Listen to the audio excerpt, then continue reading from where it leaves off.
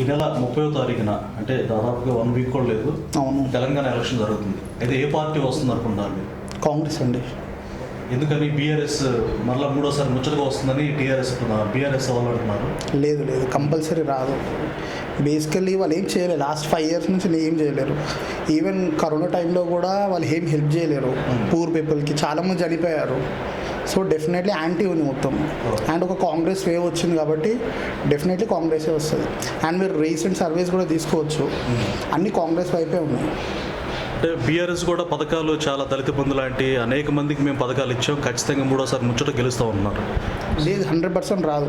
ఎందుకు అంటే ఇప్పుడు డబుల్ మనకి బెడ్రూమ్స్ కూడా అవి కూడా వాళ్ళ ఏమంటారు కార్యకర్తలకి వచ్చాయి కాబట్టి బయట రియల్ పీపుల్కి రాలేదు.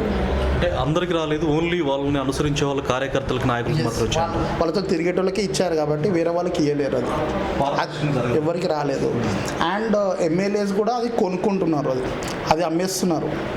ఇప్పుడు ఎవరైనా అడుగుతున్నారు అనుకోండి, వాళ్ళకి ఎంతో అమౌంట్కి అమ్మేస్తున్నారు. అందుకోసం కంపల్సరీ రాదు. అంటే కాంగ్రెస్ వస్తే అడ్వాంటేజ్ ఏముంటుంది అనుకుంటున్నారు మీరు? డెఫినెట్లీ ఒకటి యూత్, మనకి యూత్ వల్ల మనకి మెయిన్ ఏంటంటే ఎంప్లాయ్మెంట్. ఇప్పుడు ఈ లెట్స్ సే లాస్ట్ 10 years నుంచి మన బీఆర్ఎస్ గవర్నమెంట్ ఏమి ఇవ్వలేదు ఎంప్లాయ్మెంట్ వైజ్.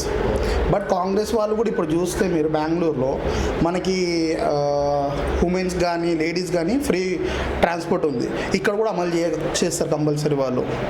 అండ్ ఇంకొకటి ఎంప్లాయ్మెంట్, ఇప్పుడు మనకి గవర్నమెంట్ జాబ్స్ ఉంటాయి కదా, వాళ్ళు కూడా వదులుతారని చెప్పి కంపల్సరీ మేము ఎక్స్పెక్ట్ చేస్తున్నాము. అంటే కర్ణాటకలో రీసెంట్గా విన్ అయింది, అదే రిపీట్ అవుతుంటారా తెలంగాణలో కూడా? డెఫినెట్లీ అవుతుందండి.